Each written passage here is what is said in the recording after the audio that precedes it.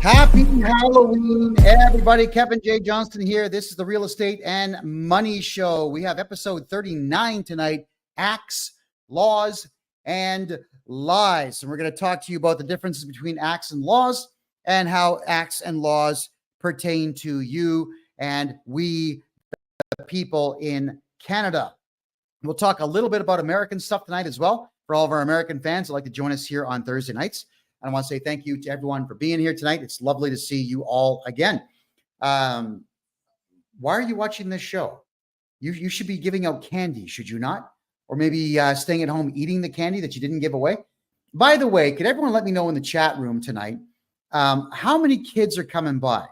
I always remember when I was growing up, especially in the Toronto area, there would be hundreds of kids on the street in costumes trick-or-treating. And the last time I was in the province of Ontario, that's about 4 years ago now, I don't think that there was anything more than about 20 kids that were out for the entire night. It was actually pretty depressing. So I'm hoping that we can find some way to get our culture back. I can tell you, I'm down here in Panama City, and they've had Halloween decorations up since beginning of September. And they've also got the Christmas decorations up now here in Panama City. So I'm looking forward to seeing the big celebrations that we have also in Panama. 5 national holidays I intend to enjoy. Day of the Dead is going to be on the 2nd. They've got National Flag Day. They love their flag here. They do not step on, spit on, wipe your nose with, or burn the Panamanian flag here in Panama. You're going to get worked over something fierce. So don't ever do that. They've got Flag Day. They have Independence Day from Colombia. They have Independence Day from Spain. Also celebration of the end of the American occupation. So there is nothing but parties. And I'm going to go and take a couple of days off and enjoy Panamanian parties this November. As this country's been very good to me. I've now been in Panama for 7 months, and I honestly have no desire to leave. And not any desire whatsoever. So we're going to cover quite a bit tonight in reference to tax. We're going to be covering a little bit about real estate and how real estate and taxes in Canada are conjoined, and the best ways that you're going to have to combat everything that the Canada Revenue Agency is choosing to do to steal more and more money from you. So let's get into something that a lot of you don't know, and that is in Canada, there is something called the Taxpayers' Bill of Rights. And that Taxpayers' Bill of Rights has 16 clauses within it, all of which are protective of you and not the Canada Revenue Agency. Now, I just so happen to have the Taxpayers' Bill of Rights up and running here. And I want to cover them. I'm only going to cover 3 tonight. You can read them on your own. It's on canada.ca, the official website of the country of Canada. Hold on there. I just lost the link. There we go. There's only 3 clauses, and the most interesting of them all, there's an interesting one, there's a powerful one, and there's an absolutely awesome one. So let's go with the first one here, which is clause number 1. In Canada, your tax rights or taxpayers' rights are, you have the right to receive entitlements and pay no more and no less tax than is required by law.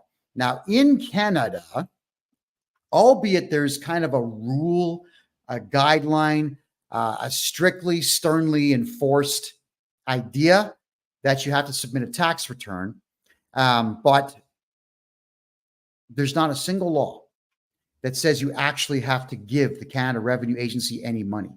And I mean not one law. There is not one algorithm that shows how much you have to pay for tax in Canada.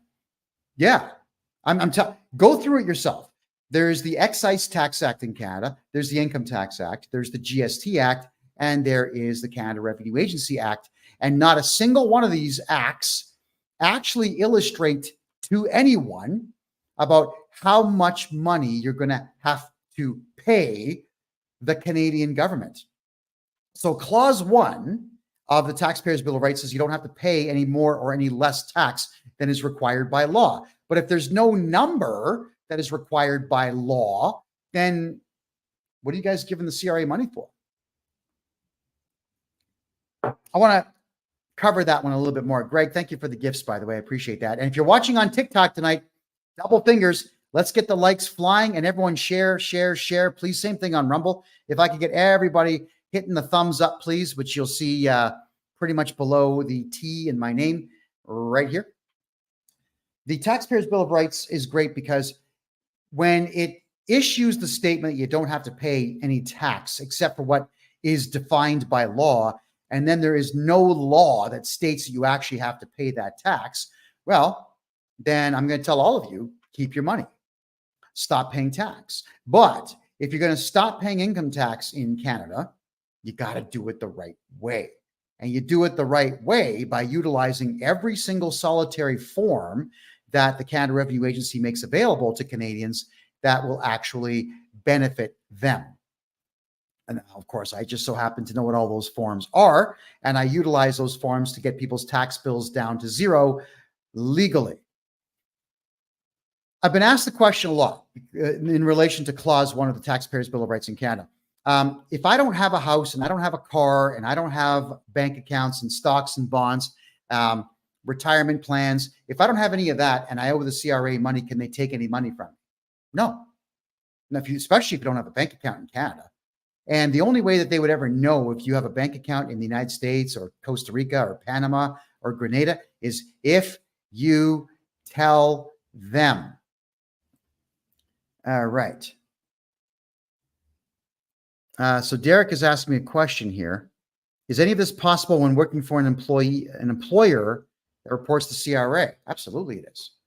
Absolutely it is. If you're on a T4, I can absolutely wipe out your entire tax debt utilizing other forms that the CRA makes available to us. 100%. All right. So with you not having to pay tax, if you have no assets, you have nothing they can take, then don't pay. You don't have to pay. I've had numerous conversations with CRA representatives, and they're very upset with me, I might add, about the fact that I record my calls with them and, of course, put them up for the whole world to hear. And why would I not do that?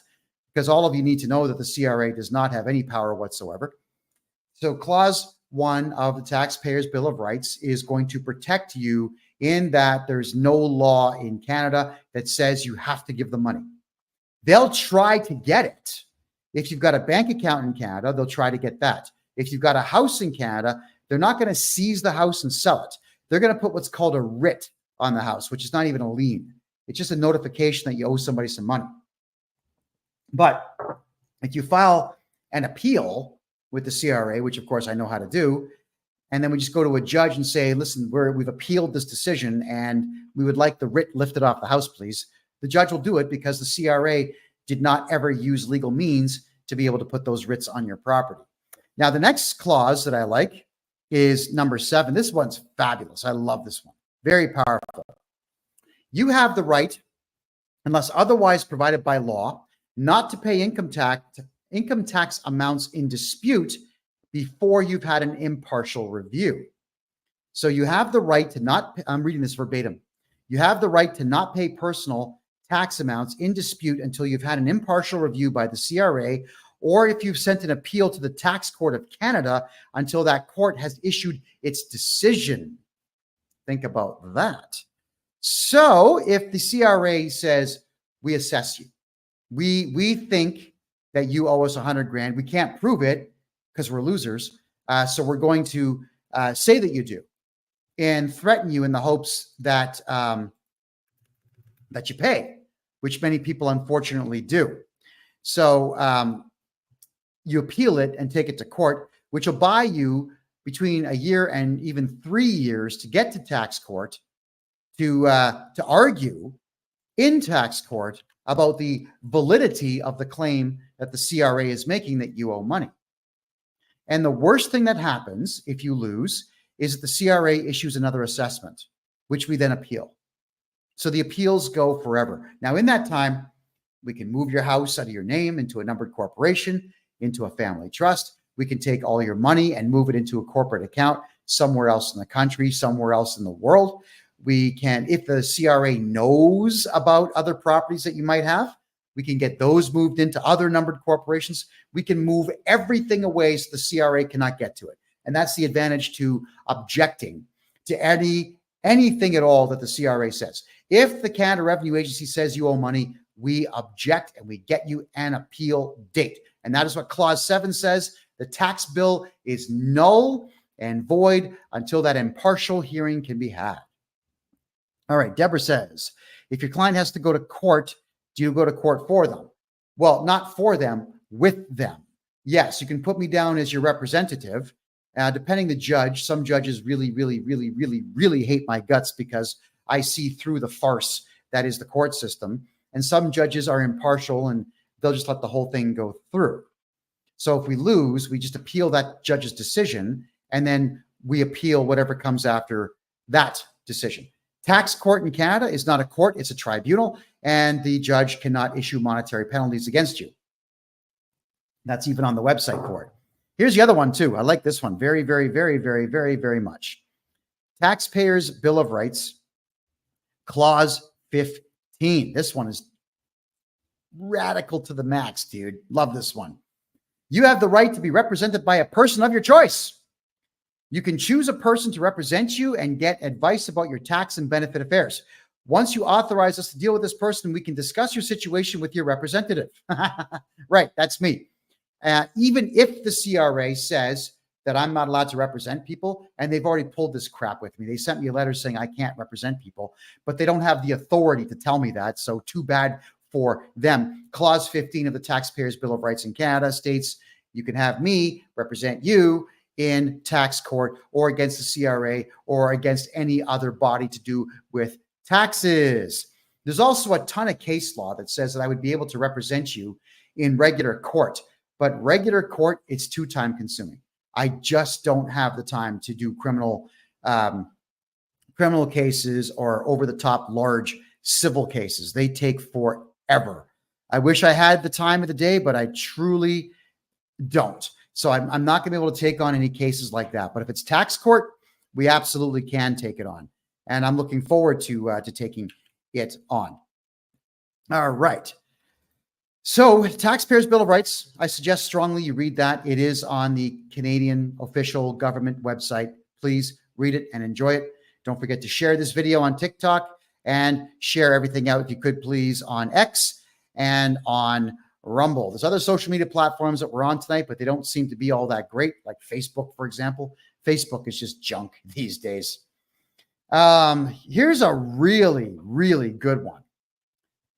Is there any way to avoid paying true dope capital gains taxes on an American property? Well, the easy answer, my friend, is yes. You hire me. I'm going to answer that question with a question, which I don't like doing, but I'm going to.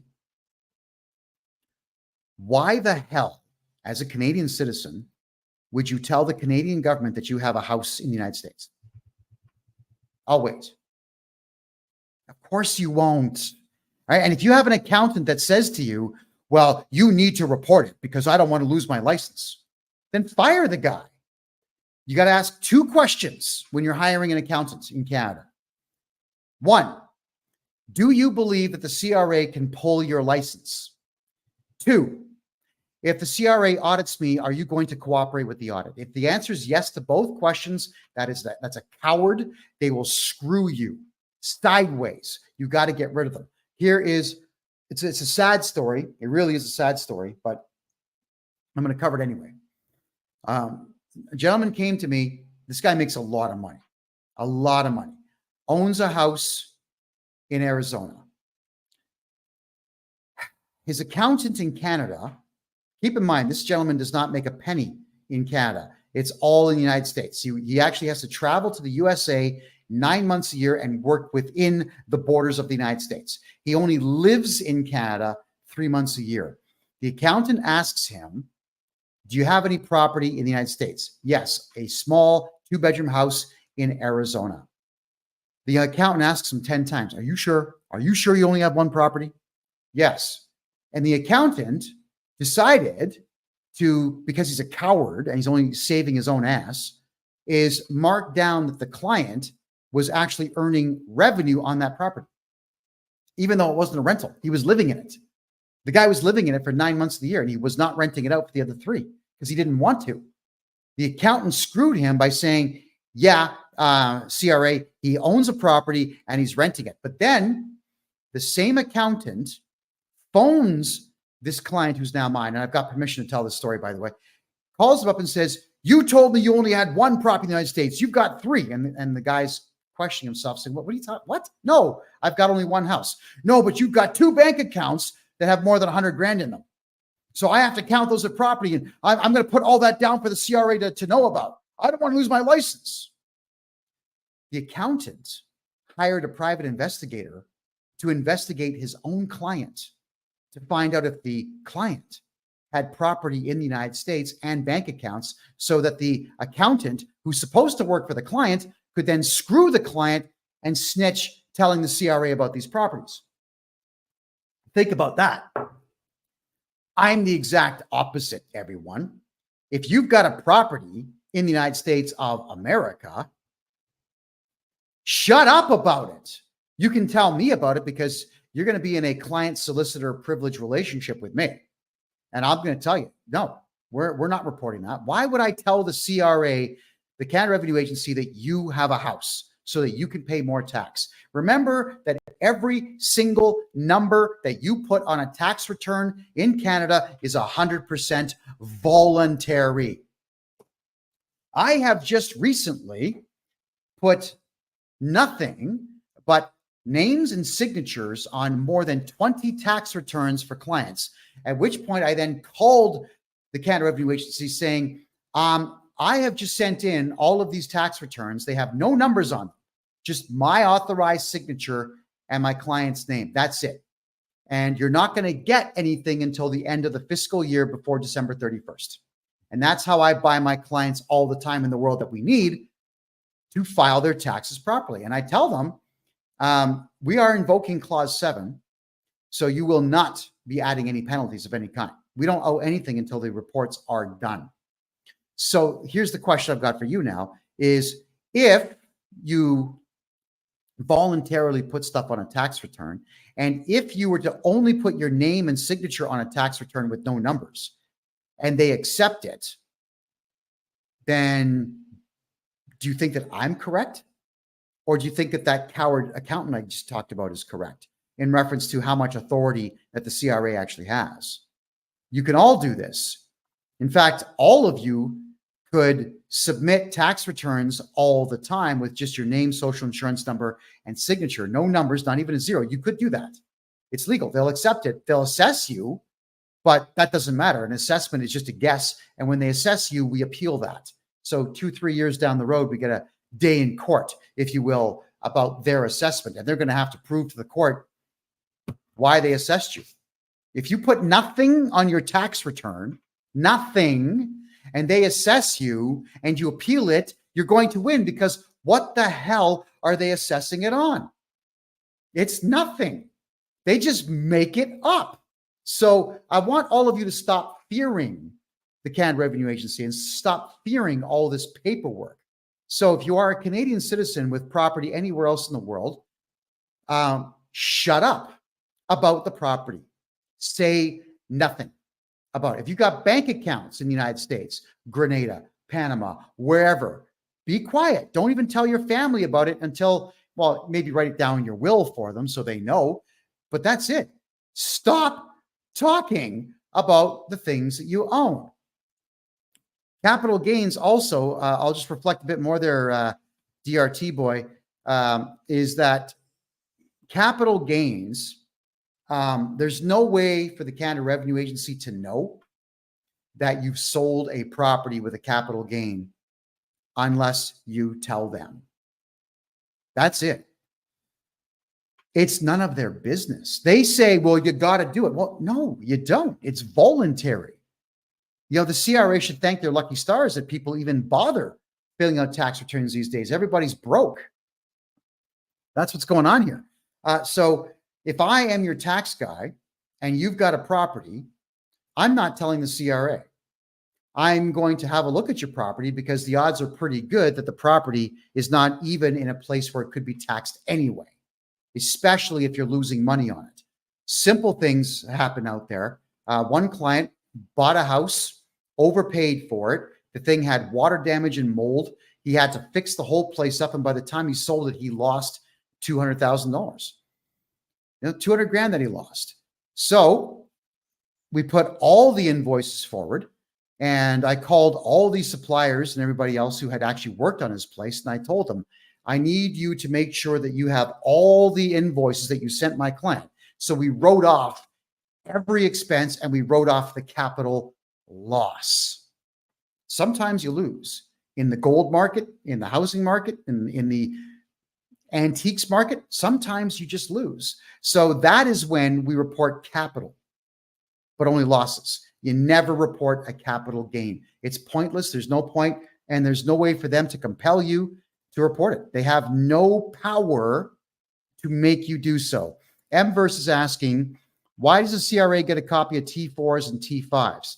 Because your employer is a coward and submits them. That's the only reason. Because your employer is a gutless jellyfish, spineless individual who thinks that they have to submit the T4, who thinks they actually have to put you on a T4 in the first place, and they don't.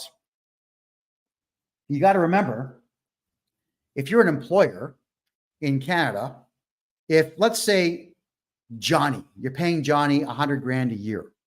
Let's actually work out what that tax rate would be. I'll do that right now. So $100,000 per year salary in the province of Ontario. The federal tax is $14,045. The provincial tax is going to be $7,000, and the Canada Pension Plan premium is going to be $5,200. So the tax rate is about 31.48%. Now, the federal tax and the provincial tax that the employer withdraws or holds back from you, he has to give that to the Canada Revenue. Well, he thinks he does. He chooses to give that to the Canada Revenue Agency.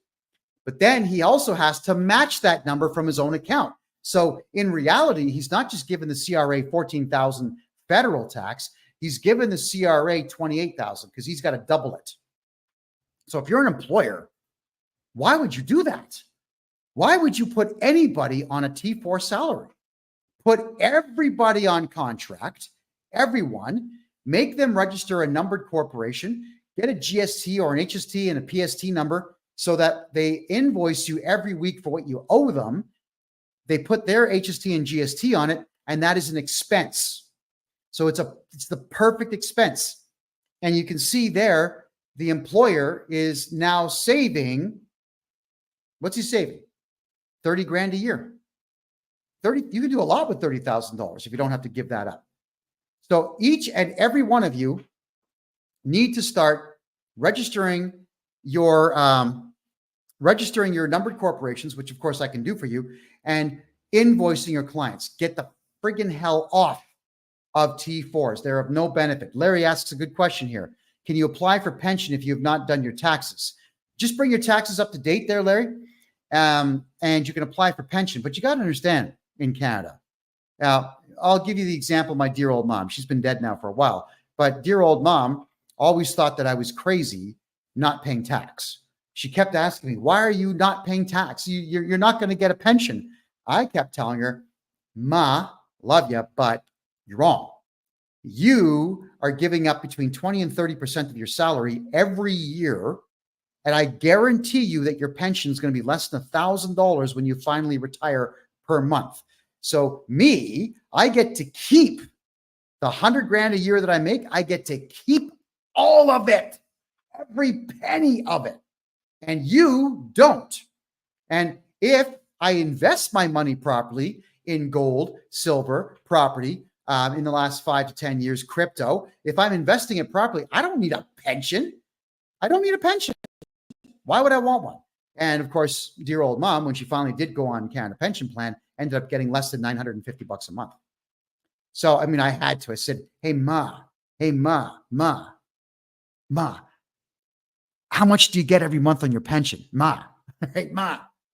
And, you know, she got a bit upset with me and gave me, like, not a real slap in the face, but enough to know that I've been told. And dear old mom can slap me all she wants because, you know, it's my mom.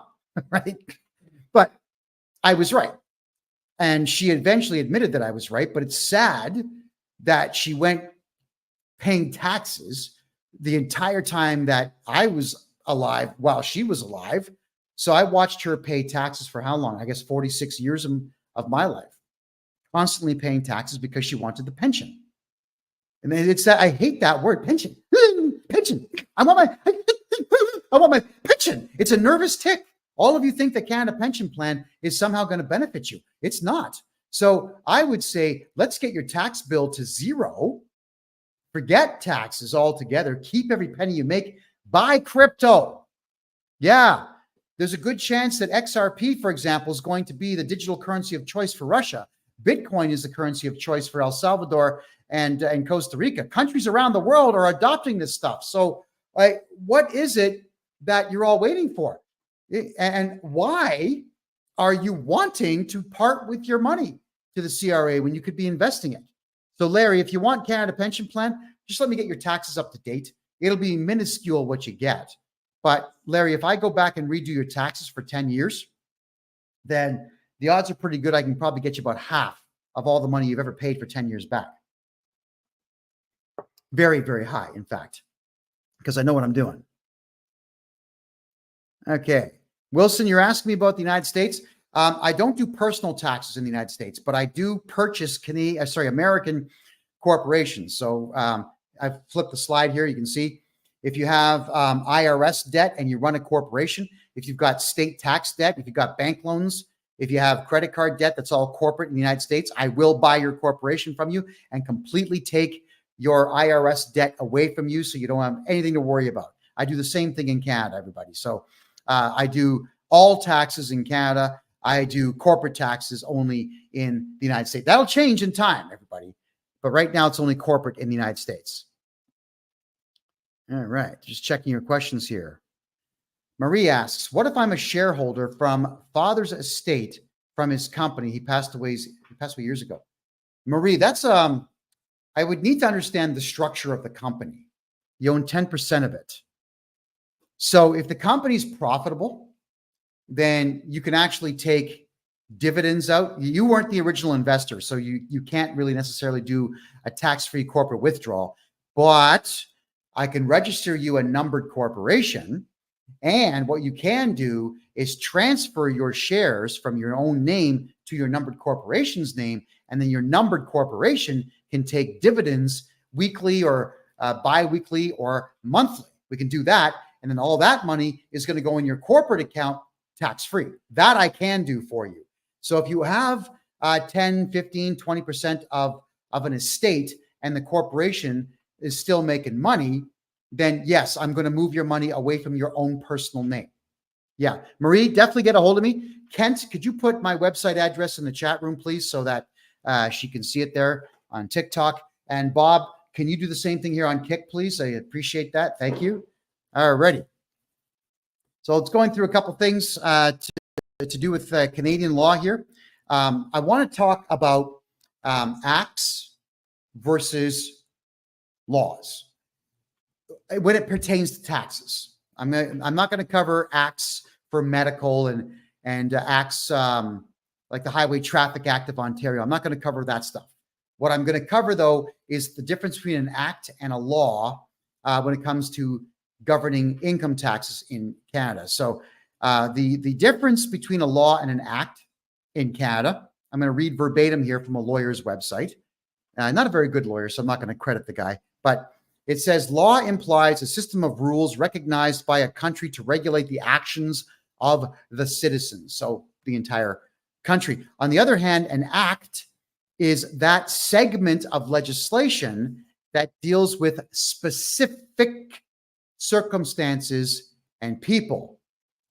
So many use the two legal terms interchangeably, but there is a notable difference between act and law, as the former is a subset of the latter. So what they're saying to you here is laws are for the entire country. It's for everybody.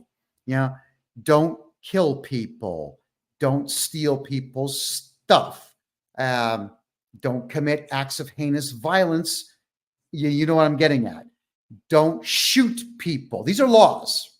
And the laws that we're talking about here, laws, they pertain to everyone, regardless of wealth, social standing, caste, religion, at least in theory, they're supposed to. Not in Canada, but that's the way it's supposed to work in theory. Whereas an act are a set of rules that are very specific to a very specific thing, such as the Income Tax Act is very specific to just income tax, but also even more specific to just what the Canada Revenue Agency is allowed to do.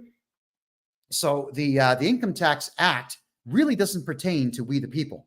I've read the whole thing. I can tell you it's just a rule book for the Canada Revenue Agency as to what they can and cannot do. The Excise Tax Act just kind of expands upon it, whereas the Excise Tax Act is not just income tax, but it's all the other taxes that they collect, like corporate income tax, goods and services tax, and so on. But again, these acts they're not laws for the people. They do pertain to the CRA. So whenever the Canada Revenue Agency is quoting an act, they'll quote a very specific clause in an act that says, well, we're going to take your money because clause 125 subsection 3 says we can. But then you hire me and I send back a letter saying, oh yeah, but here's the 15 clauses that counter that. By the way, here's also clause 1, 7, and 15 of the Taxpayers' Bill of Rights that will counter that. Oh, and by the way, here's the criminal law on extortion, theft, intimidation, uttering threats, criminal harassment. There's all kinds of laws you're breaking.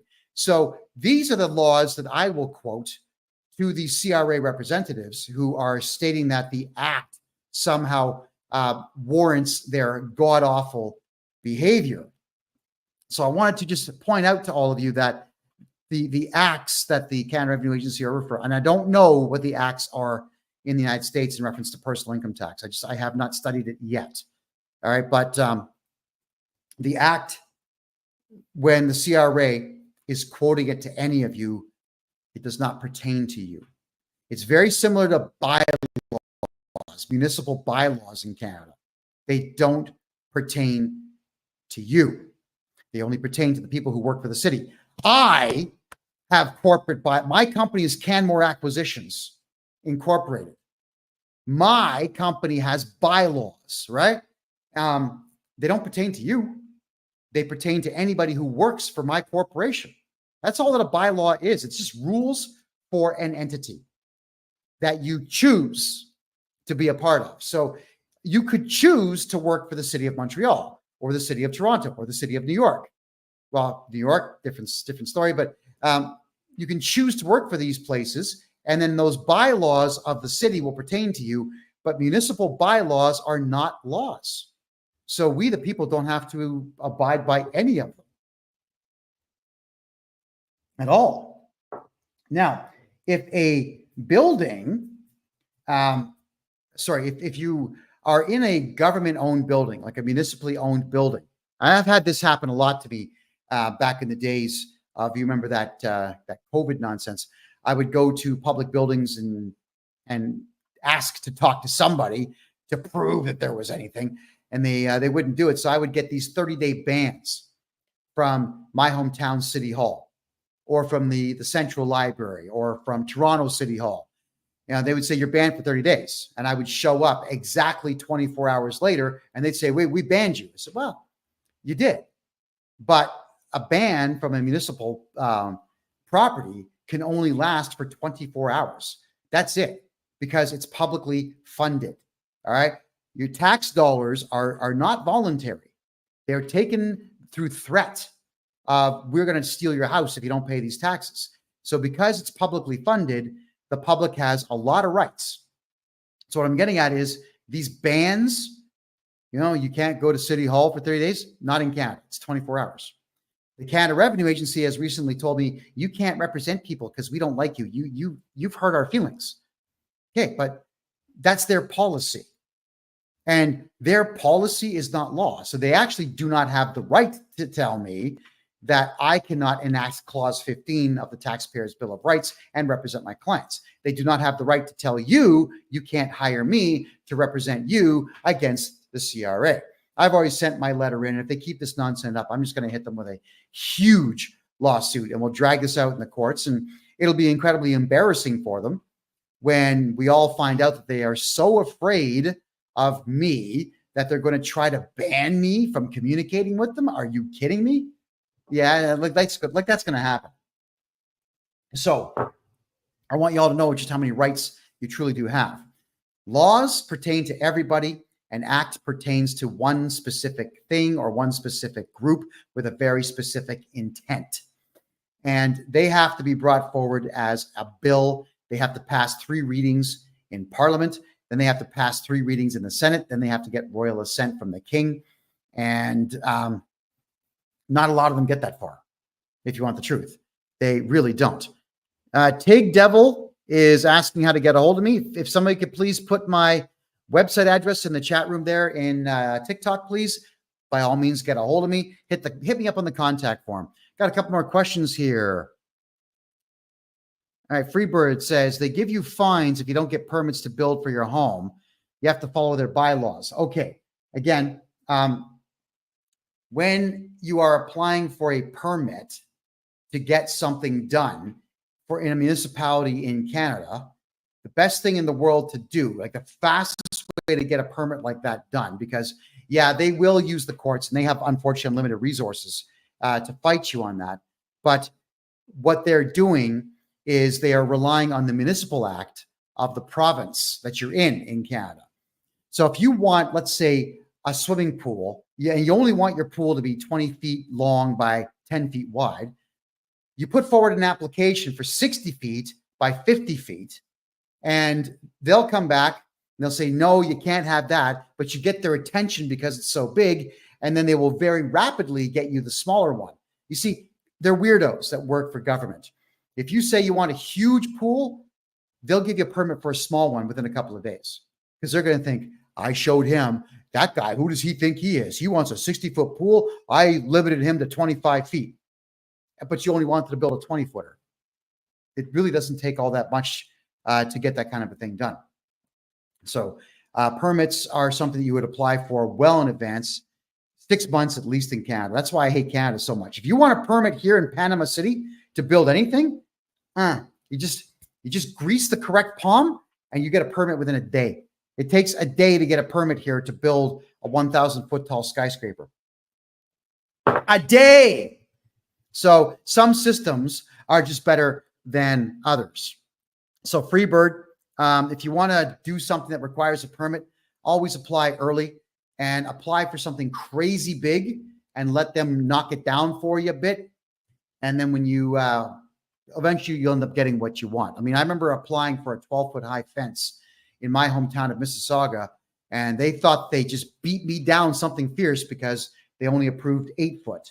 But that's all I wanted was an 8-foot high fence, because the 4x4s I had ordered were 12 feet long. 4 feet was going to be underground and only 8 feet above the ground.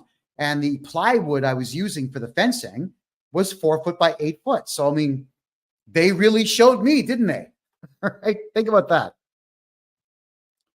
All right, Deborah. Thank you very much, Deborah, for putting my website address up. I appreciate that. DC says, I'm told the CRA has power to take my wages. They don't at all. Let me explain this one. And this is about Canadian cowardice.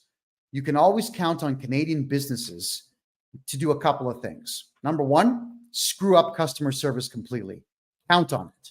Number two, to be a complete gutless coward and cave into the demands of anyone who says they work for the government. The CRA, if they can't get you to do your taxes or pay your taxes, they will go to your employer and send your employer a requirement to pay letter. And your employer's on the letter, it'll say that if you don't pay us before paying your staff member, we may audit you. Well, so friggin' what if they do? So your employer is a coward and says, I don't want the trouble. Oh my God. So I'm going to steal money from my staff and give it to the CRA because they sent me an unlawful letter. That requirement to pay is not lawful. It's not a court order. It's not a legal command. So your employer could send a letter back saying, go straight to hell and go get a court order from a judge sitting in court wearing a gown. Your employer could say that. So if your employer is to do this to you, sue the employer and charge your employer criminally with theft. I'm serious. Just go right ahead and do it. Also contact me and I'll redo your taxes properly so that the garnishment order will go away. But your employer is a coward. So it's the employer that chooses to give that money to the CRA. If the CRA was to audit your employer just has to contact me and I'll get rid of the auditor. You don't have to cooperate with audits in Canada. They're a joke. Auditors have no power. They're just losers, all of them. So I get rid of auditors. That's what I do. If you're going to run a business in Canada, you should know this stuff. Yeah, and the biggest asset that you have as an employer are your staff. What are you thinking? Stealing money from your staff. What are you thinking? Especially if he's a highly skilled individual with a skill that's not easy to replace.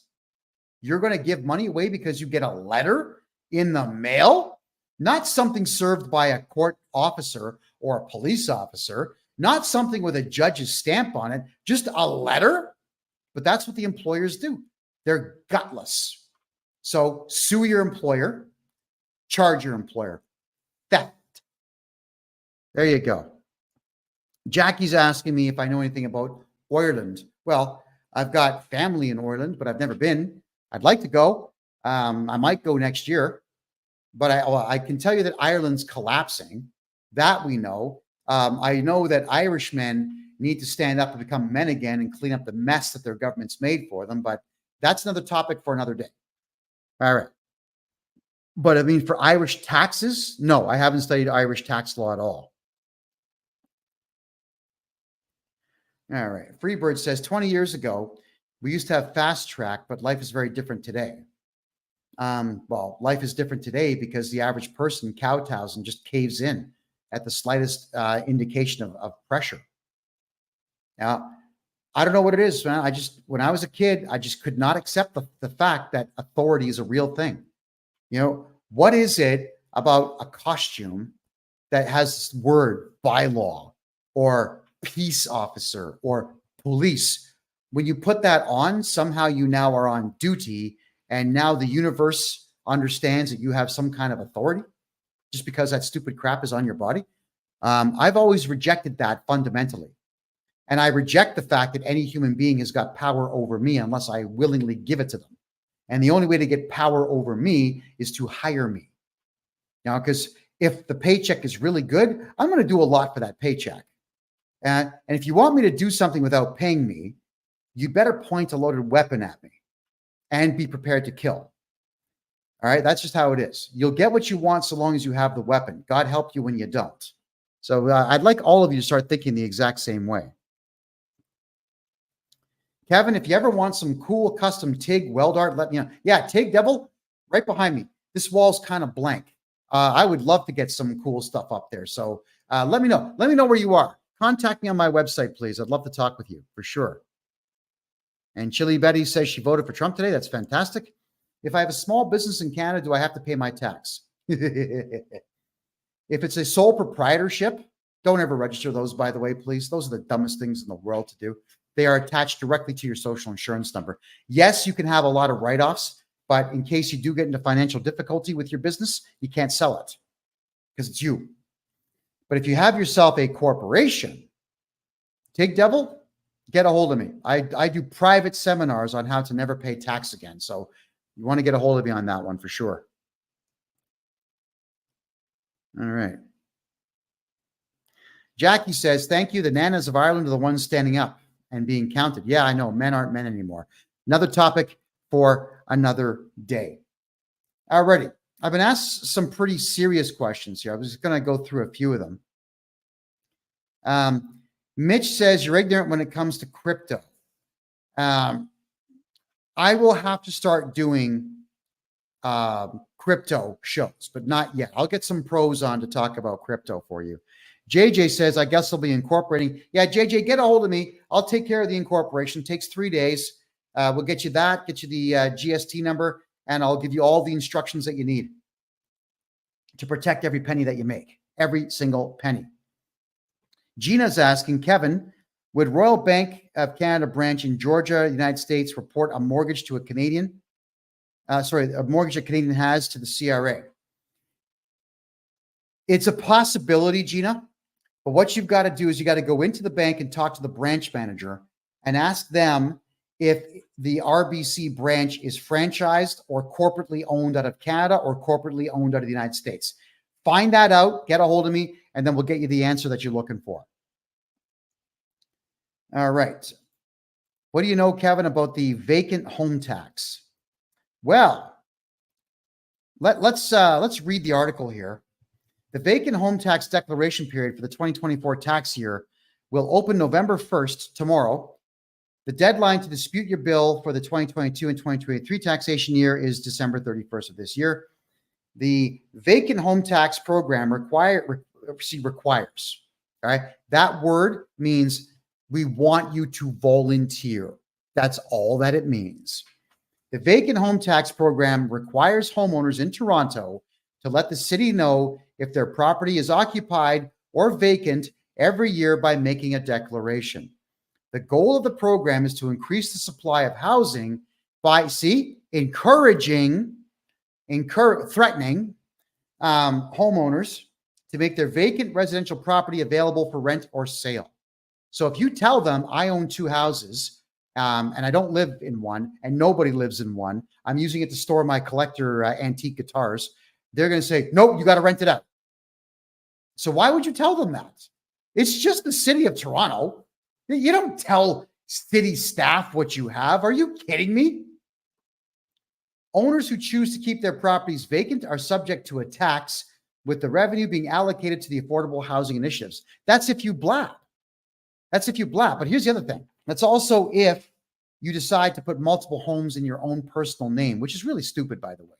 Why would you do that? Nothing should be in your name. So if you want to avoid vacant home taxes anywhere in Canada and capital gains taxes anywhere in Canada, get a hold of me. I'm going to register a numbered corporation for you, and we're going to put that numbered corporation on the title of your home to completely protect it. And then that way, when they start asking you for taxes or declarations, just ignore them. That's what we do. We ignore them at that point. Especially if we declare in your corporate bylaws, when we register your corporation, we simply declare that it's a holding company. This company does not conduct business. Beautiful. How do you transfer title if you have a mortgage? Sneakily, you go to the properties branch on your own. Don't involve a lawyer. This is you. You're the owner of your house. You add the numbered corporation to title and just sit on it for a while, making sure that your mortgage has at least 5 years left on it. And then you sneakily and quietly remove you and don't say a word to the banks. What's the point? If they've already given you the mortgage, the lien's against the property, not you. So go ahead and make the switch, but keep your mouth shut. Don't tell people anything at all. And you know, there's a lot of folks out there that will tell you all kinds of crazy stuff that you have to do. Yeah, everyone talks out of their asses because everybody wants to sound important. Here's one that really gets on my nerves. Is if you don't live in Canada anymore, you have to call the CRA and tell them. No, you don't. You just put down your income at $5,000 and that's the end of it. Send it in. You know, they'll send you a carbon credit check. You don't tell them anything. It's none of their business that you may not be coming back. The advantage, if you do leave Canada, let's say you want to leave for 5, 10, 15, 20 years. The advantage to you by not declaring, I'm never coming back, is that you can open Canadian corporations and open Canadian bank accounts and do business in Canada, so long as you've got an agent to take care of stuff like a paralegal, for example, in Canada. You can do all this stuff.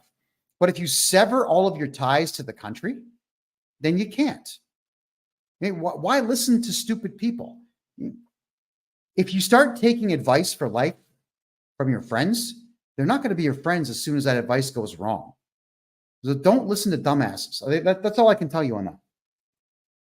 If you, let's say, however, you're going to get some contract, the United States, and they're going to say, I'm putting you on a 15-year contract. You must stay within the United States for this contract, and we'll pay you $250,000 a year.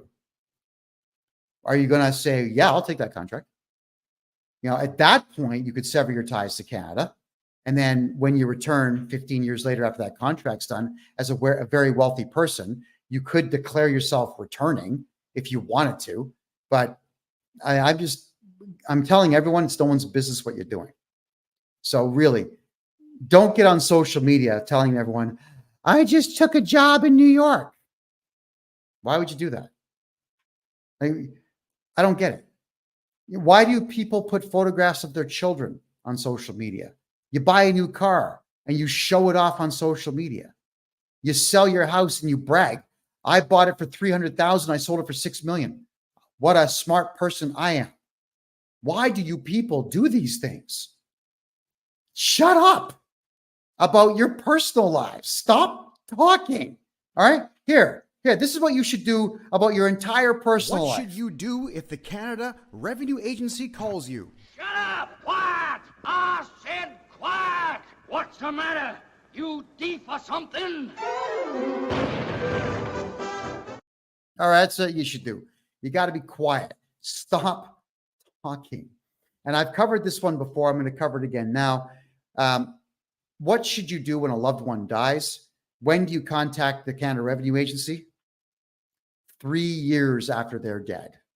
Actually, not even when they're dead. 3 years after you've drained everything out. Once you've got the properties moved, the bank accounts emptied, the RSPs drained, once you've got all that done, then and only then do you report the person died.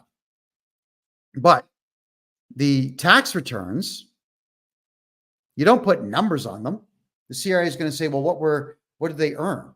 Well, nothing, you idiot. He's been dead for 3 years. So you put the name and social insurance number on it, sign it, put the word deceased right across it. Death certificate number, mail it in. Never tell the CRA that a loved one has died. They will send letter after letter after letter out the door. They're going to catch you when you're in a state of vulnerability, and you're going to be afraid of what they send. So again, shut up about your personal lives. Don't go on social media saying, Mommy died, Daddy died, my doggy died. Don't look for sympathy online from people that you don't know. It's going to cost you money. We don't live in private times anymore, and everybody out there wants one-upmanship on everybody else. So please stop talking. All right? Getting back to what I was saying earlier in the show about laws versus acts, everything to do with inheritance, everything to do with estates, everything to do with your personal tax, your corporate tax, your corporate income tax, your payroll tax, GST, they're not laws. None of them are laws. They are all acts. So the Canada Revenue Agency is lying to you, just like tonight's show was called Acts, Laws, and Lies. They are lying to you about the fact that you've got to do what these acts say. You truly do not have to do any of these things. You don't have to pay tax in Canada. You just got to report the stuff. Just get them off your back and give them the minimal amount. If you're worried about how to do a tax return to get rid of them, contact me. I'll take care of all your personal taxes. Here's a funny one for you. Did you know that you can submit 10 tax returns for yourself a day, every day, 365 days a year? Yeah. You can submit 3,650 tax returns if you wanted to. And the CRA would have to look at them all. You could send one in for $1 and then say, oh, what was I thinking? $1 trillion. Oh, what was I thinking? 100,000. Oh, 250. You could do this every single solitary day in Canada, and the CRA would have to scrutinize every single one. Could you imagine if 1 million Canadians started putting in 10 tax returns a day with different amounts? All right. Because when you sign the bottom, you would actually put a note on it. You could use masking tape or just white out or whatever else, and then write on it saying, may not be accurate, sign it, throw it in. And if they had to look at 3.5 to 4 million tax returns a month that were just bogus, they wouldn't have time to scrutinize anything or anyone. Now, somebody asked me what I was talking about 2 weeks ago when I said that there's a civil war taking place inside the Canada Revenue Agency right now. All right, we're going to talk about that. Some people may not like what I'm going to say here, but yeah, it's my show. And I've always chosen just to tell the truth on my own show because it's more fun than trying to make stuff up. All right. The Canada Revenue Agency officially has more people working for it than the Canadian military does. They had hired 30,000 diversity hires, people with intelligence quotients way low, like under 80. Really, really, really dumb people from really, really horrible countries that work for the CRA. And they don't get along. You know, if I've got my numbers right, Nigeria, for example, has got 154 different tribes living within the country, and they hate each other. All right. Ethiopians hate Eritreans, but Ethiopians, they're split into two groups, the Tigrays and the Amharas. And the Tigrays have been killing the Amharas for the last 50 years. So they hate each other. And they put Amharas and Tigrays in the same office together because they don't know any better. And people in Canada, they're stupid, right? They have no clue what the dichotomy of Nigeria is. So they'll say, oh, you're from Nigeria, and you're from Nigeria, and you're from Nigeria. Okay, we're going to put all of you in the same room at the same desk. But those of you who know what's going on in Nigeria, there's a province called Biafra that wants to separate from Nigeria. Biafrans hate everybody else in Nigeria. Boko Haram runs the entire north end of Nigeria, sorry, and they can't stand the Christians, right? So the Christians and the Muslims are at each other's throats. Then there's the smaller sect on the west side of the country that can't stand either party. So you've got these massive battles going on in Nigeria. Then you've got all these Nigerians that you've hired who absolutely hate each other, want to kill each other, and you're putting them all in the same office together and then saying, do your job and call Canadians who are born in Canada and steal their money. So they're all fighting with each other all the time. The Canada Revenue Agency is having a really difficult time with this, by the way. And what they are doing now is putting most of these people into home offices and then giving them toll-free numbers and cell phone numbers so they can work from home. Now, what happens here is when any of these particular individuals work from home and they pester one of my clients, they have no choice but to give their home office phone number to my client. I will make the phone call on behalf of my client, and if the person's polite, I don't publish their office phone number. If they're rude or they get on my nerves, then I do publish it, and I ask all of you to call them politely and just ask questions about their role and ask questions about their knowledge base to do with taxes and the law. And the Canada Revenue Agency doesn't like it when I publish people's phone numbers because the CRA is spending a lot of money getting more and more toll-free numbers to put into people's homes so the Nigerians don't kill each other in the office, so that the Eritreans don't kill the Ethiopians, so the Sudanese don't kill the Egyptians in the office. It is insane what's going on. And it's worse if it's Pakistanis versus Indians.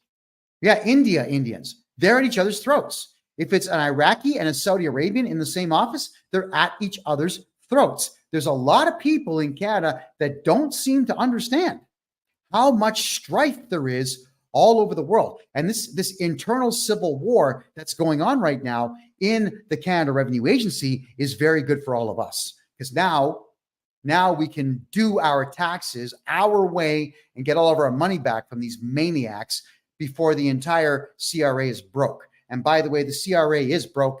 I know this because whenever we do get our clients really big tax returns, like, $100,000, $200,000, $300,000 worth,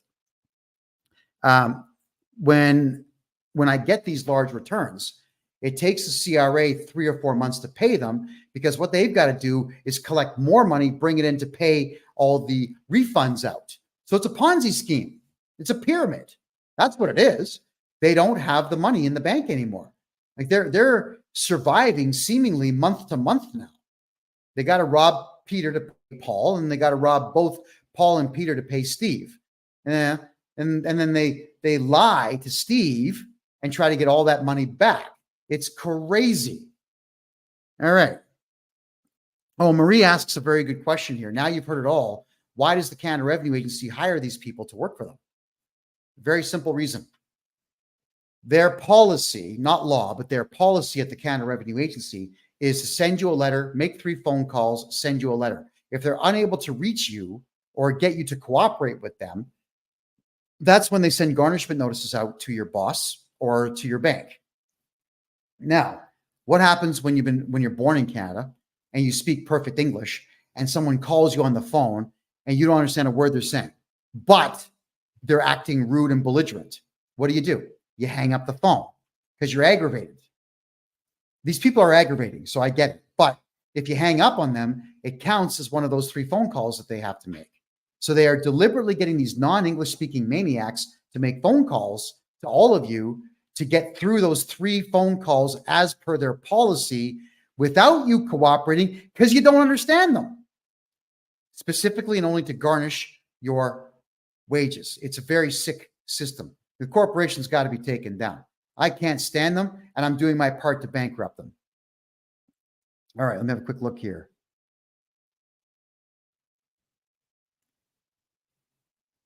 All right, just looking at your questions here in the Rumble Room. Okay, Mr. Vic's asking, why do you have to make sure you have at least 5 years left on your mortgage when you flip the name of your house? Well, because you're going to have to renew your mortgage if you don't pay it off. If you've got let's say a 15-year, 20-year mortgage, and then you switch the house into a numbered corporation, well, you've still got 20 years on that mortgage before they figure out that you've switched the title of the house. All right.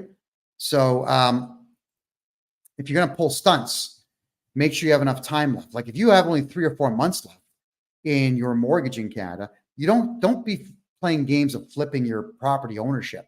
Renew the mortgage for 10 years and then flip it. That's how you do it. All right. Someone says language is not a knowledge. You speak a perfect English. It doesn't mean you're clever.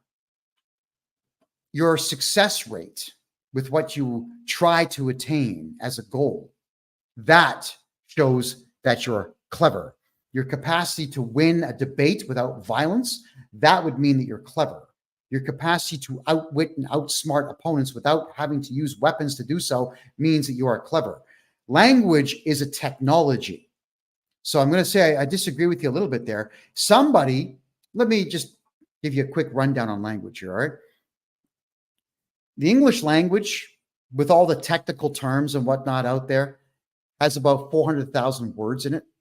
And the average man, by the time he's 40, and I mean the average man, only knows about 40,000 words. But the hyper-successful businessman knows between 80 and 100,000 words. The definitions of them, not necessarily etymology, but definitely the definitions. So when you factor in the average guy who knows 40,000 words and then compare him to the other guy whose vocabulary is double, and because every word in English pertains to a person, place, thing, historical event, or otherwise, then that's 40,000 more things that hyper-successful businessman knows. He's hyper-successful because his vocabulary is huge. I'm trying to remember the name of the author that said so, but he did say that I've noticed that there is only one thing that separates the unsuccessful man from the hyper-successful man, and often only one, a large vocabulary. So somebody who has a vocabulary of 120,000 words or more is clever. I'm going to have to disagree with your comment, but thank you for making it. Margaret says, what happens if the CRA finds out? Sorry, Margaret, what if they find out about what? If you could let me know on that, please clarify your question. I'll gladly answer that for you. I'm just going to be checking the Facebook room now. Let's see where we have any questions there. Okay. All right. Carol says, I bet the CRA would love to shut you up. Yeah, of course they would. If the Canada Revenue Agency had it their way, there'd be a bullet in my head right now. They know that I'm going to cost them billions of dollars, but they also know that I'm going to do that because they don't have any laws to back them up. What they would need to do is have a whole bunch of laws written to stop me from representing clients and stop me from investigating them. But it's public information. How are they going to stop that? No, it's not going to happen. They're not going to stop me. If the CRA was smart, if the Canada Revenue Agency said, this Johnston guy, this guy here, he's got a big mouth. He's never going to shut up. And they would be right to say that, by the way, on both counts. Why don't we just give this guy $25 million US and make him sign an NDA and shut him up? I could probably be persuaded to shut up for $25 million. Then I would switch careers. I don't know, maybe do something nutty like, I know what I would do. I'd buy one of those planes that does zero-G dives. That would be a good time. Parabolic. Was it a parabolic or hyperbolic arch? No, parabolic. Parabolic arch flying where you're weightless for up to a minute and a half. Yeah, probably do something like that. I don't know, tourism. I'd switch careers at that point. So let's see if the Canada Revenue Agency is smart.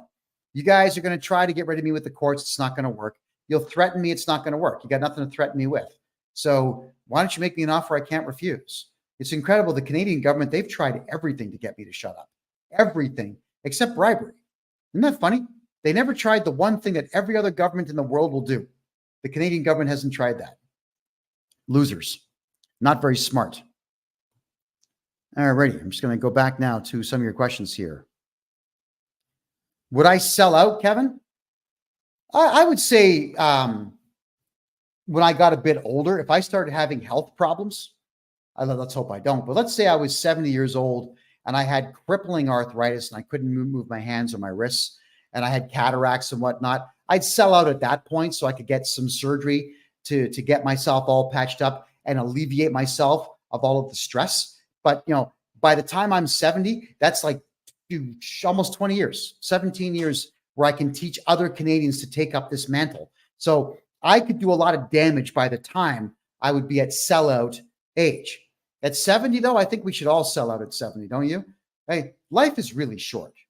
And at 70 years of age, I would have to pay attention greatly to the fact that there would only be about 15 years to go.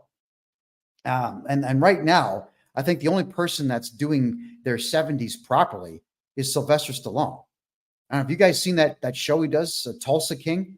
The guy looks fantastic. He looks like he's enjoying life more in his 70s than he's ever done before.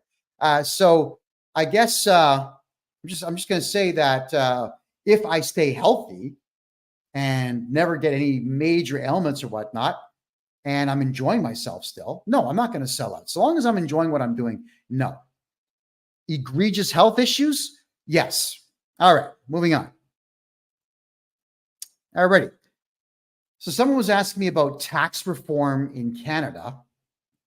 And they were asking me if I could break down upcoming tax law changes and how it's going to affect everything. All right. Well, capital gains is the big one, where Trudeau wants to increase the amount of capital gain that we are all paying on our homes and our corporate properties and gold and silver and whatever else. But as we've said before, if you come to me to get your taxes done, there isn't going to be any capital gain, because it's not my job to scrutinize your life and say, hey, dude, come on. Right? If you got a second house, you got to tell me so that I can tell the CRA you got a second house and screw you. That ain't my job. My job is to get your taxes done to the greatest benefit of you, not the CRA. I'm not here to raise funds for the CRA. I'm here to save you money. I'm here to protect you from the CRA, because they are animals and criminals, maniacs. I can't stand them. So I'm not going to be screwing you over. I'm not going to hire private investigators to investigate my clients to see what you have. I don't have a license for them to pull, by the way. And that's the other part that drives everybody in the government crazy, is I don't have a license for you to pull from me. So too bad. And clause 15 of the Taxpayers' Bill of Rights says that anyone can represent you. Here I am. All right, there we go. Rocket says, so I have a normal paid by the hour job Could you stop them from taking taxes off my check? Yes, Rocket. There's ways. It's not just going to be where I sign a magical piece of paper and it disappears. It's an effort. There are steps that I have to take, but get a hold of me and we certainly can talk about that. The Chosen One says, I wish you were in the UK. I don't know, man. I'm seeing what's going on in the United Kingdom. I don't think anyone should be there if you want the truth. Every billionaire who lived in the United Kingdom has now left because the UK is that screwed. It's horrible there. I actually feel terrible for Brits in every way. If you're English, if you're Welsh, Scottish, you're Irish, it's a horrible scene right there. And the only thing that's going to ever get me to go to the United Kingdom, maybe, is business, but it would have to be one hell of a deal. I think the UK is something I should avoid for now, because there are a set group of people there that are not very much fans of mine. That's all I'm going to say. All right. So tax reforms. So carbon tax rebates, they're a joke, $700 a year. Whenever we do taxes for our clients, if they have a very low income, there's a lot of people out there who are making less than $20,000 a year now, which is really sad. So when they're making low amounts of money like that, this carbon tax that Trudeau is patting himself on the back for is only about $700, maybe $740, maybe for the entire year. And the GST credit that you would get back, so you can spend a little bit of money back into the economy, might be $350. It's not much. So it's not even worth looking at. As for the best record keeping practice, good question. The best thing that you can do for your records is ship them to me in Panama. That way they are outside of the jurisdiction of the CRA and the Canadian government. And there's no way for them to audit you if I'm the one holding your records. They would have to beg me to show them to them. But because I'm representing you in a client solicitor privilege, I am not obligated to do so. In fact, I can't. Legally, I can't. So even if I wanted to show them your files, I can't. And if I'm storing your files, the CRA is out of luck. You're in luck. They're out of luck. So that is another surefire way for all of you to keep your, in Canada anyway. United States, I don't know if I can do this for you, but in Canada, I can absolutely store all your files here in Panama and keep them away from the CRA. And the CRA gets only what we choose to show them. Margaret's asking if I'm a lawyer. No, but I'm better than most lawyers. I love knowing the law in Canada because the law is extremely one-sided. It's very much against the people, not for the people. And so I help as many Canadians as I possibly can by knowing the law. K-Rob is asking me this question here. Are you still enjoying your life very much in Panama? Of course I am. The country's incredible. I absolutely love Panama. Panama City is awesome, man. There's a mall here that's 1.1 kilometers long. So when we get sometimes awful rainstorms come in, no problem. I take a $3 Uber ride to the mall. I put on my my foot counter and I'll do my 20,000 steps inside the mall. And then I will go to the gym inside the mall. And then I will go to a steakhouse and have a $7 steak. That's about 12 ounces, along with yuca fries, which taste better than potato. Yeah.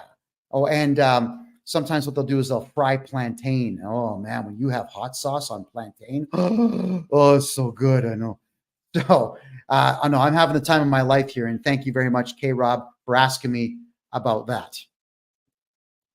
Margaret, I mentioned client-solicitor relationship. Yeah, well, I would be your solicitor from the standpoint only that I'm representing you. All right, so I'm not a lawyer, but I can still have that privilege with you. Because if you choose me to represent you, and I do, I can never be called to testify against you. And I simply cannot give up any of your information to any branch of government. I cannot take the stand against you. So it's better to hire me than a lawyer. And I don't charge lawyers rates either. How much should I earn per month to live in Panama? Oh, here? If you want to live in a nice place, in a good neighborhood, and eat well, 30,000 US a year, and you can have yourself a great place to live and great food and have a great time. You could go out 3 or 4 nights a week and enjoy yourself. Movies here are $6. A lot of restaurants are between $3 and $10 for good food. You can go to really expensive restaurants if you want. They do exist, but I don't see the point. I would go to the restaurants that are humble and delicious and inexpensive. Is it easier to open a bank account in Panama and have an ATM card than in Canada? Well, a Canadian bank account is really easy to open up because there's so many of them. In Panama, if you're a Panamanian citizen, you'll have a bank account open in about an hour. If you're not a citizen or a resident, you'll have a bank account open in about 5 days. They just want to do their due diligence report and make sure that you're not a hardcore criminal, somebody who's a murderer or otherwise, because they won't do business with you. But if you're someone who's just got a couple of drinking tickets or whatever else, they don't care about that stuff. You'll get a bank account in no time. There we go. D. Catherine is asking me, do you have to do a capital gains on a parent's home when they pass away? If you report your parent's death, they'll ask, but you don't have to do anything about it. What you should do, Catherine, or D. Catherine, I think your name is you got to get a hold of someone like myself. There's not too many guys out there like me who will tell you the truth about protecting the estate. It would be better if, while your parents are alive, we register a numbered corporation as a holding company and put your parents' property into the ownership of that numbered corporation, and then make you a 1% shareholder of the corporation, split the difference with them. So like they'll take 49, you get 2, 1 or 2, or your siblings split what's left there.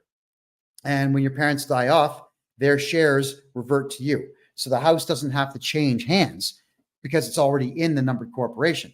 And that is how you deal with that, is contact me and we're going to hide the property. When your parents die, say nothing to anybody. In Canada, especially, be quiet about it. You're going to tell the CRA 3 years after. And you've got to be careful in Canada. If your parents die, do not go to a lawyer to get the house. Do it yourself, or do it through a paralegal and let them know that there's no probate. You don't want probate. Nobody's contesting anything. Because the lawyers, they'll take a $50,000 deposit. Immediately, they'll put the lien on the property to take that. Do not let your house go into probate, period. So your parents and you need to have that conversation. And if your parents are going to say, well, I don't know, I'm just not comfortable with that, scold them. Because I hear this stupid crap all the time, and it does irritate me. And it mostly comes from women. Ladies, this is not a sexist thing. This is, I get it. Women in Canada and the United States like comfortable lives. They like stability. There's no such thing, just for the record. And what they'll say is, well, I don't know. It's been in our name for 40 years. Why change it now? To protect it. That's why. Anything at all to protect what you have is what you do. It doesn't matter that the house has been in your name for 40 years. Change it to a numbered corporation tomorrow and it's safe. It's still yours. Just change the ownership record to something that you control. And I get this all the time. There's a lot of wives out there, married couples contact me all the time to protect their assets, but it's the wife that stops it because it's fear. Well, I don't know. I just don't think. Like, it doesn't matter that you don't think it's a good idea. I want you to go and research it and find out with case law and fact why it's not a good idea, and then come to me with the hard evidence that it's not a good idea. And of course, no one ever does that. It's just fear. Like the gears begin to turn, like, oh, and the first thing that most of your minds will go to is, oh my God, I'm going to go to jail. I'm going to lose the house. Why do adults think like that? You're an adult. Once you're over the age of 25, you no longer have the luxury of thinking this way. You're in your own way. You're your own worst enemy. And I am a big believer in that adage of you are your own worst enemy when you are making decisions based on fear. It's really sick. So some people pay me a bundle of money to get their houses moved into corporations. And 10 times out of 10, it's the gentleman's wife who says, oh, I changed my mind. I don't want, just keep the money. I'm not going to do it. It's weird. And I'm telling you, because after I do all the document prep, I got to get paid. The CPA's got to get paid. The lawyers got to get paid. The couriers have got to get paid. Yeah. There's a lot of people getting paid on this. So I'm just wondering why you would hire me to protect your property and then stop me in the middle of it. It doesn't make sense. So you need to be ready to make the change. And now more so than ever before, because the economy of Canada and the United States is tanking. Let's see what happens on November 5th, but everything's starting to tank, everybody. So you've got to protect yourselves completely. Good question here from the chosen one. Can I run a business in Panama as a British citizen? Yep. Come on down, register a corporation, get yourself a corporate bank account, do business. Now, there are things you cannot do in Panama as a non-citizen. Retail stores are very much part of the culture here. So they want the locals to run the retail stores, which means as a foreigner, you cannot be a merchant, but you can run a restaurant. You can have a courier office. You can be a consultant for any field if you want. They're desperate for underwater welders here. You'll probably get $350 US an hour if you wanted to do that as a job. There's a lot of opportunity here. But register a corporation in Panama and hide your money in a Panamanian bank account. Life is good. Life is very good if you do just that. Okay. K Mars is asking me, I missed earlier. Can you please repeat how to get in touch with you? Could everybody please put my official website address down here in the TikTok chat and over here in Kick, please? And well, here it is right there on Rumble. You can't miss it there. So get a hold of me on my website, hit me on the contact form, and let's talk about your taxes. What is your business name? Some ask me what you do and what your type. What I do? Buy and sell corporations that are dying. Help Canadians get out of their personal tax. Help Americans get out of their corporate tax. Help Canadians get out of CERB debt, CEBA loan debt, bank debt, GST debt. I clear all those debts up for absolutely everybody. Canmore Acquisitions is the name of the company, and Canmore Acquisitions is registered in Canada, United States, and Panama. It's in all three countries. Oh, and the Panamanian one owns them all, just for the record. Yeah. Marie, security and safety, those things are an illusion. You always have to be forever vigilant. Enjoy the comfort while it's there, because it may not be there tomorrow. So you've always got to prep for it. And as soon as you know that your comfort levels are going to be gone, you have to make a complete and severe adjustment in your life to be able to retain that. So that means you're going to be uncomfortable for a short while before you go back to comfort. Don't be afraid to fix what's wrong in your life. Rocket says, laugh out loud, Kevin. You don't know how many times I want to call you and have my wife listen. She would freak. All right. Well, set a meeting up. I'll tell her everything she needs to know. I'm in. User 96. Doesn't the ownership change triggers a capital gain or welcome tax? How much do you sell it for? No. No, the capital gain tax, yeah, it only shows up if you shoot your mouth off. If you tell the CRA, hi, I want to give you money. I got a capital gain. Here it is. That's how I feel about people that report this stuff. No, they don't know that you sold the property until you report it to them. And let's say one day they start going through property records and they ask you what happened. You would hire me. I would contact the CRA and I would send them a letter saying that we are not willing to discuss anything in my client's private life currently. The questions that you ask are quite frankly rude and vile and none of your business. Discontinue all communication now. The file is closed and they have no choice but to close the file. It's that simple. Why would you tell somebody that you made money on a property? That's your business, nobody else's. Mitch, What does what cost? If you could clarify what you're looking for there, I'll get you an answer. If you don't report a death for 3 years, doesn't the CRA, when it's reported, demand a payment for those 3 years? No, they issue an assessment for those 3 years against the deceased person. And if you want to tie them up for a while, you object to it, and 3 years later, you'll get an appeal date. But good luck. The person has passed away. So they're not going to be showing up for court. You can show up on their behalf and say, here's the death certificate. The person's been dead for 6 years now. So, Your Honor, this is harassment. Throw this out. And they probably will. Okay. Just checking out more of your questions here. What if I inherit my mother's house and I go to sell it? Shh. You get your mom's house, you want to turn around and sell it? By all means, sell it. I wouldn't tell anybody about it at all. Just keep in mind, especially in today's market, you don't really make money selling property. You make money hanging on to it. So I'm wondering, would you not rather hang on to it and rent it out? Would that not be a better use of your time and better use of that house as a resource? I have to leave that decision up to you, but I would say that as long as you keep your mouth closed about what you're doing, there's going to be no capital gains tax. Get a hold of me. I'll make sure there's no capital gains tax. That's just how that works. All right, let me check the Facebook room here.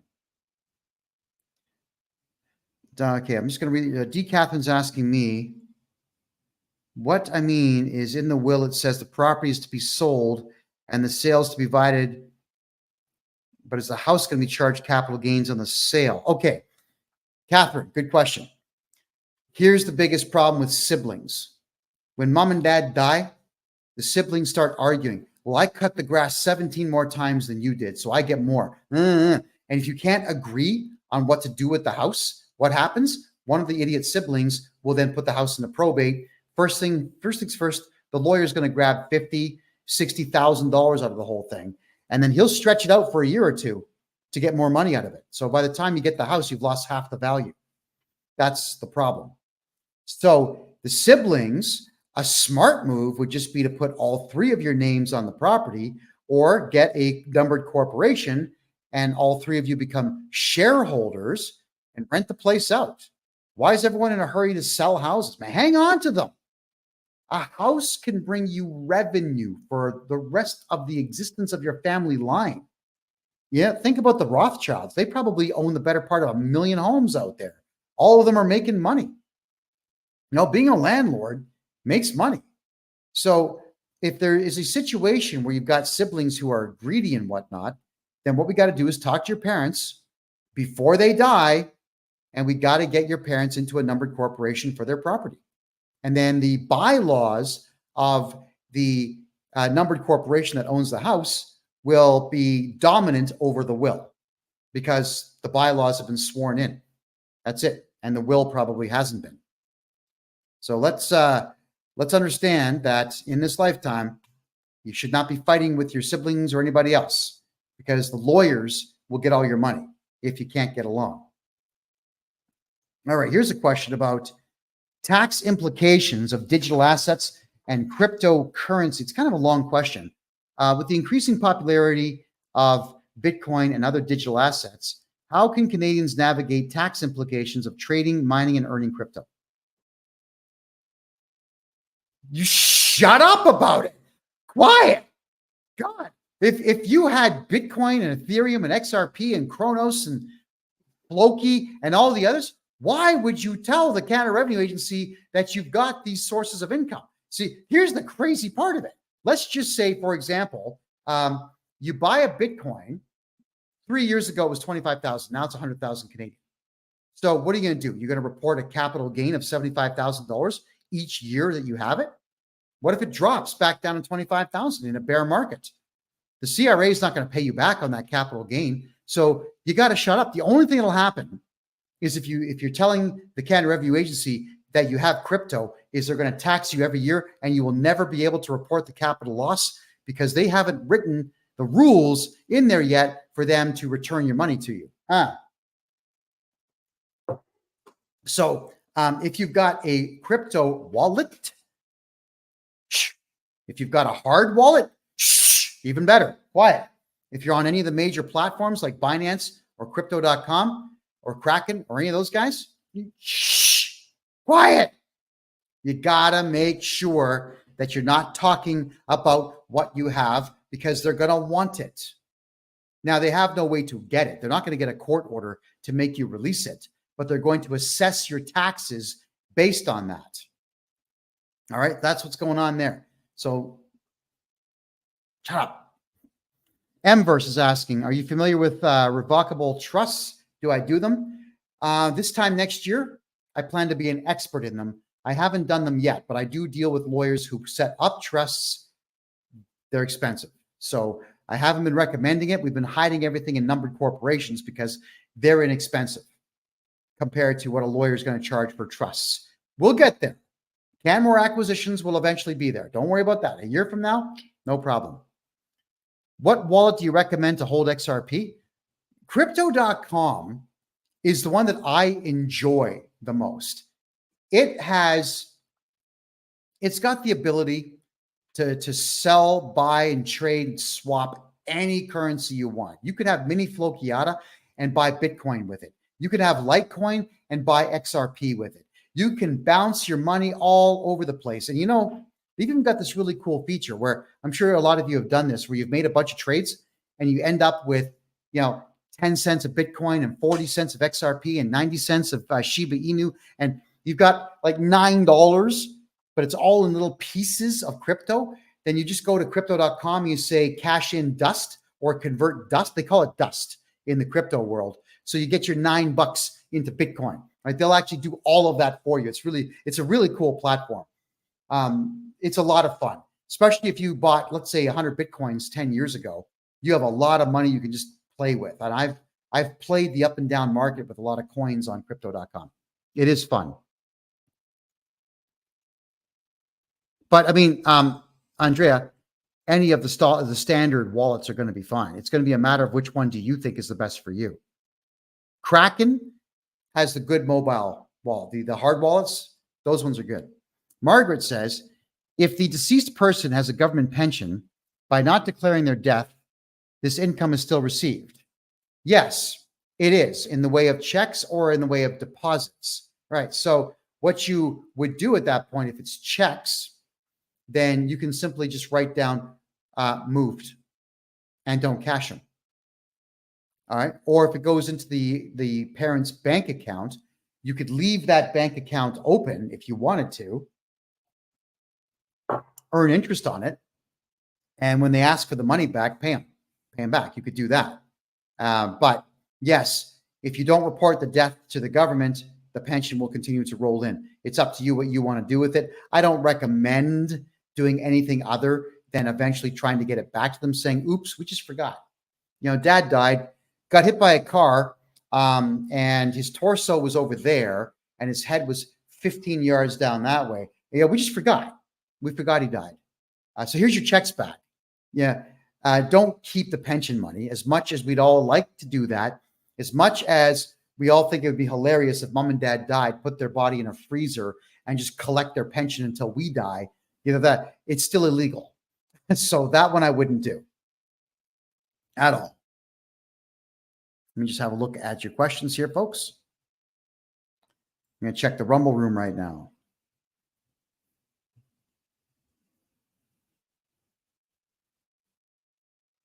I'm just looking at, okay, so it seems on Rumble, looks like people are talking to each other. There's no real questions there.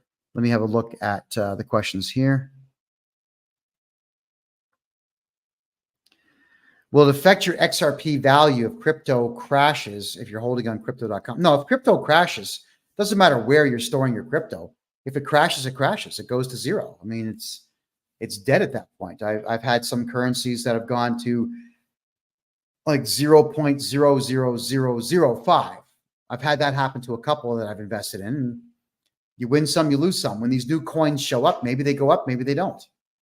And sometimes, for example, I remember, it was called Mini Flochiata. I bought $800 worth, which got me something like 100 million coins, which was at 0.00001 penny. Like, it wasn't even a penny. It was 5 zeros, then a 1 after the decimal point. But I figured if it went to a penny, cha-ching. So I bought a bunch, and the decimal point moved 1 over. Wasn't enough for me to sell it, so I'm just going to hang on to it and see where it goes. Sometimes you win, and sometimes you lose. Investments are kind of wonky that way. The only real stable ones in the world are real estate, because everybody wants to have a piece of land somewhere. Alrighty. So I got a question here. How does the Canada Revenue Agency tax different sources of income? By issuing threat letters. Your sources of income could be the following: a job, a part-time job, a contractual employment position, commission sales, theft, dealing in drugs, like illegal activity. All these things could be income. Don't do illegal things. I'm just saying you can get your income anywhere.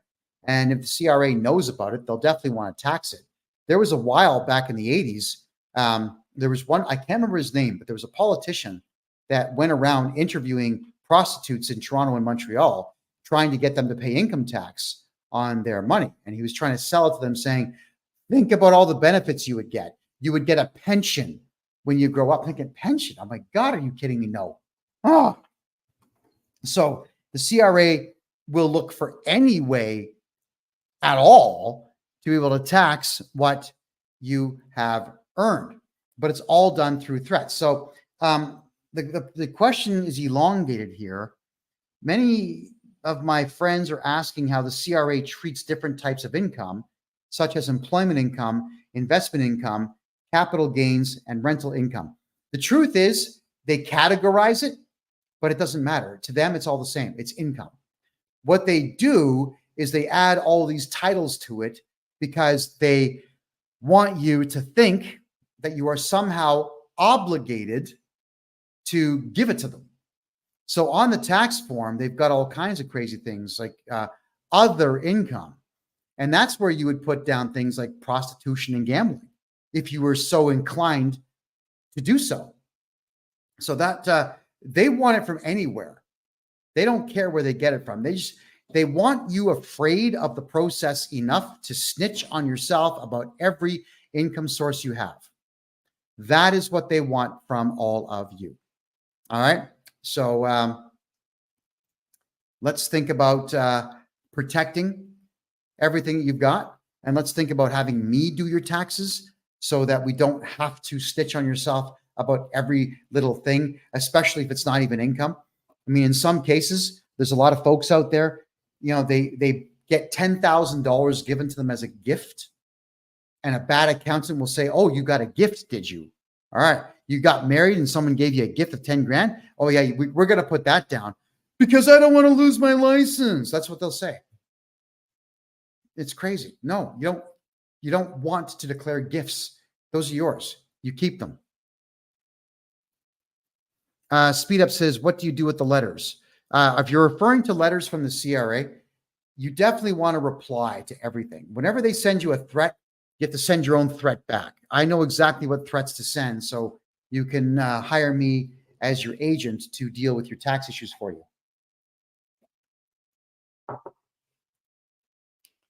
Rocket says her family just went through a death of the mother, but it's already in probate. Well, you can get something out of probate by simply telling the lawyer, dude, it's over. No more probate. We didn't hire you. We didn't ask for this to happen. Quite frankly, I don't know how you did it. Call the police. File a complaint saying this individual here is ripping us off. He's committing fraud over 5,000. Lawyers are grabbing all kinds of houses out there and sticking them in probate. But the message is for all you adults out there, find a way to get along. Arguing about who gets what is really stupid. Here's the deal. Do you really think that your life is going to be so much better if you get $8,000 more on your parents' house when mom and dad die? Honestly, because you did what? Because you're the one that fixed mom's garbage disposal, so you should get $8 grand more? Come on, man. Yeah, it's amazing how people just can't be happy. They cannot be happy. with what they get. Everybody wants more, more, more, more, more. And in a lot of cases, it's not even that they want it because they're greedy. They just don't want the sibling to get it.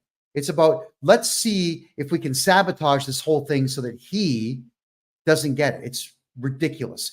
Get along. All right. But you can get rid of probate lawyers, and you should. Oh, okay. So do I deal with the Quebec government in addition to the CRA? Very difficult.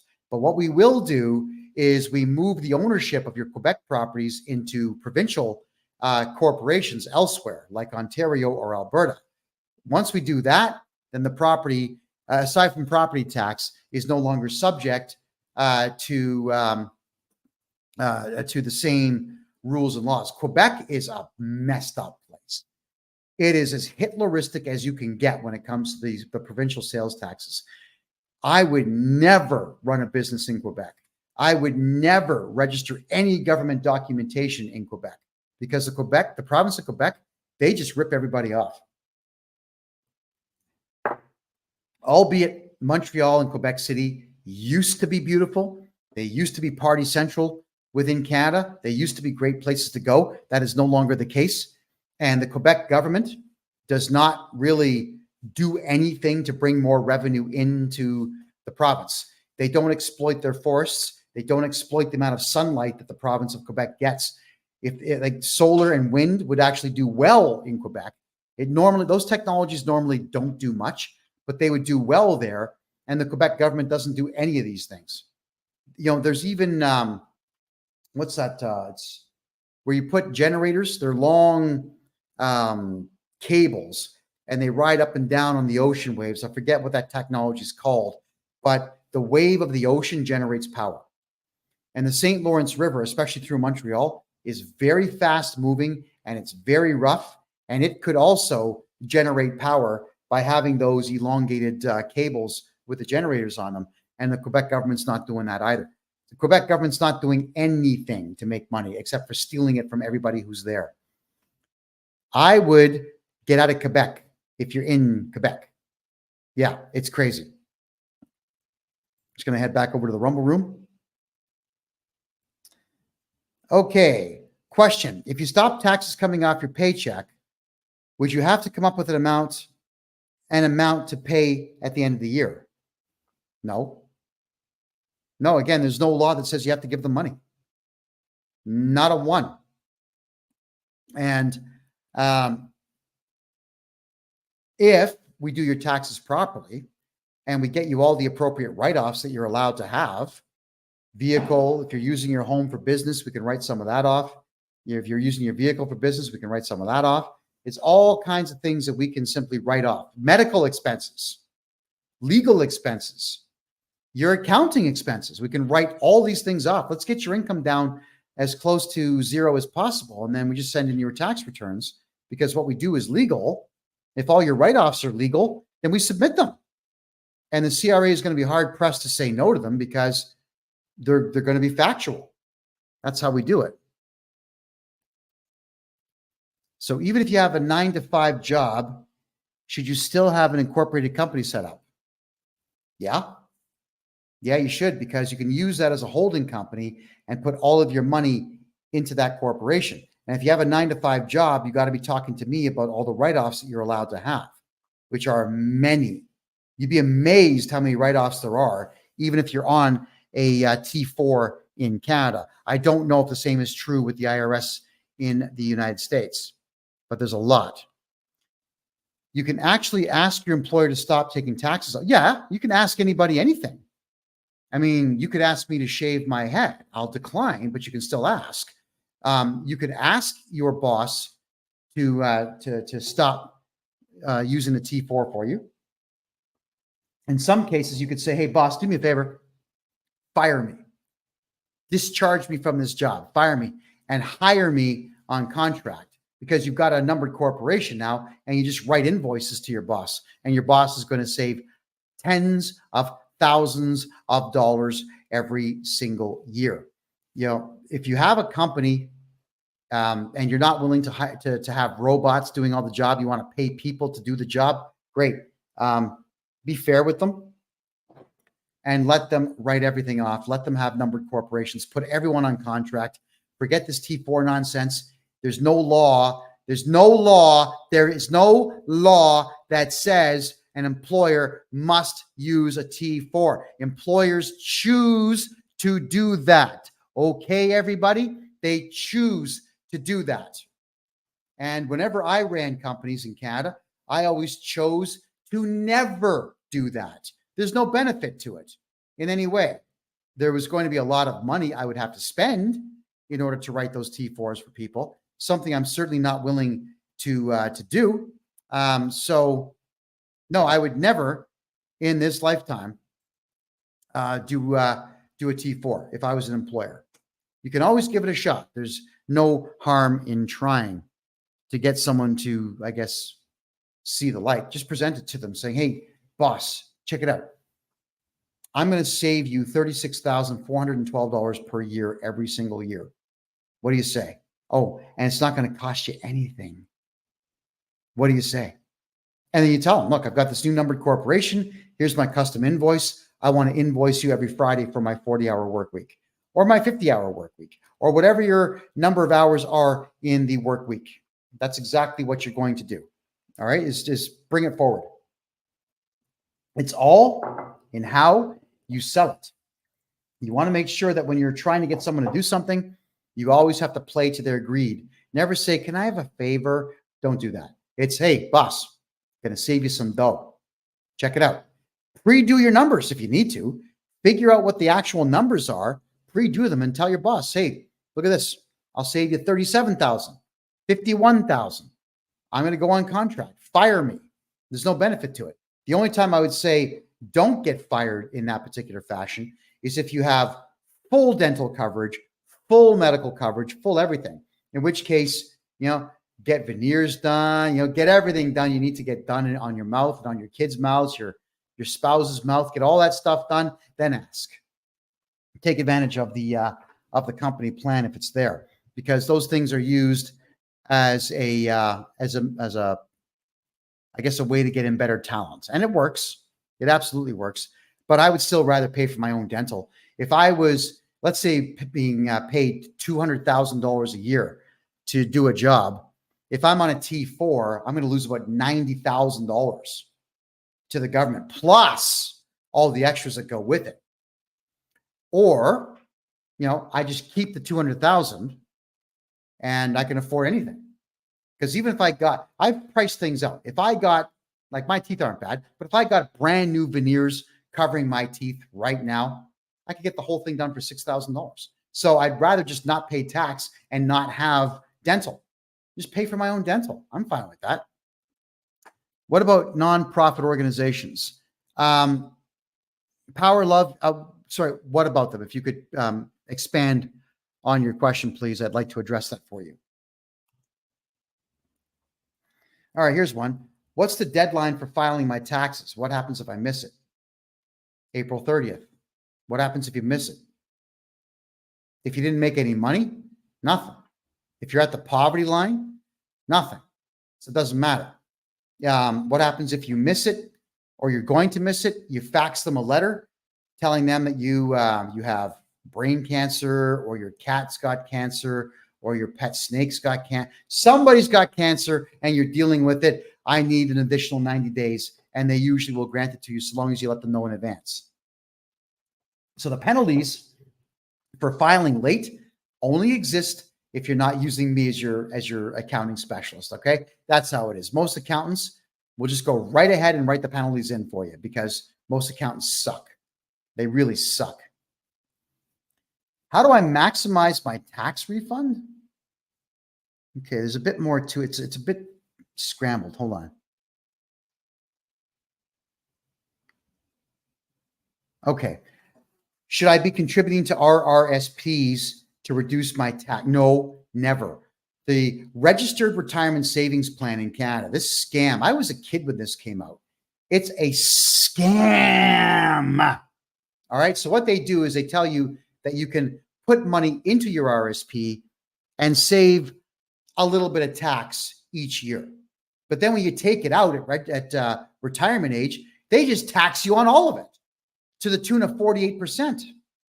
Why would you bother investing in something that's not an investment?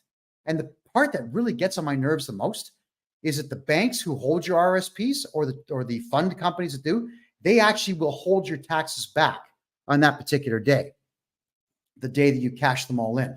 Now, there are ways to cash in your RSPs and get about 30 to 40% tax reduction.